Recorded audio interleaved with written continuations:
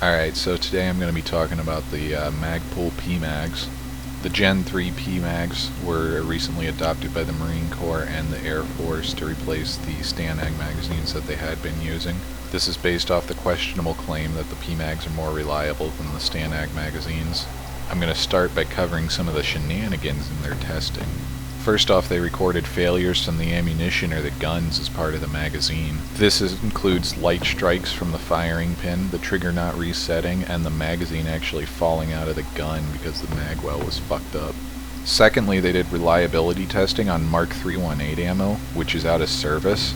PMAG was designed to function more reliably with Mark 318 than any of the other competitors because they were never designed for it. But the Marines were forced to move on to M855A1 because it was cheaper and generally superior. I've taken the liberty of cutting through the bullshit to just give you the direct information that they're trying to obfuscate here. All four of the magazines that they tested worked fine, except for the new STANAG magazine in the M27. I would assume that's a problem with the M27 though. Bolt over base and round stuck failures would most likely be the result of the gun being overgassed. Just another reason to ditch the M27 in favor of a better fucking rifle like the M4A1. So let's get on to the problems with the PMAG. Now, there have been reliability issues with STANAG magazines in the past. This is because old magazines, like things all the way from fucking Vietnam, were being kept in service when they should have been retired. Luckily, the armed forces now have a color coding system for their magazines, so you know how old they are. Of course, the reason that they weren't replacing as many magazines as they need to be is cost related. So, since all these magazines seem to work pretty well in mint condition, it would be better to go with the cheaper option so that you could buy more magazines and replace them as needed easier. Not only are the PMAGs more expensive than the EPM, but they also had to spend even more money on new magazine carriers for them.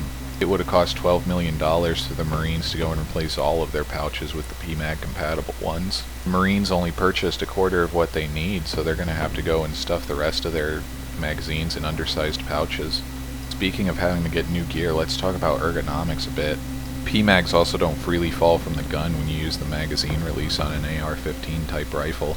This means you have to waste time and effort in an emergency reload to manually pull the magazine out of the gun. That's why they call it Magpul. They also weigh a bit more. It's only an ounce a piece, but when you have a 7 magazine loadout, that can turn into like 2 hand grenades extra weight. Now, STANAG is actually an acronym for Standardization Agreement. That's a thing that was invented by NATO members so that they could share equipment in case of emergency. PMAGs aren't STANAG compliant, so you can't put them in a gun unless it's an AR-15 or an HK-416 because it's specifically made for it. Since most Europeans are uncultured and use their own shitty rifle, that's not going to do well in a wartime situation. Even rifles like the G36, which use their own proprietary magazines, have adapters that can be used to turn them into STANAG compliant magazine wells. In the guns where you can shove a PMAG in and get it to cycle, it'll actually damage the gun over time, like with the FN SCAR or the fucking TAR-21.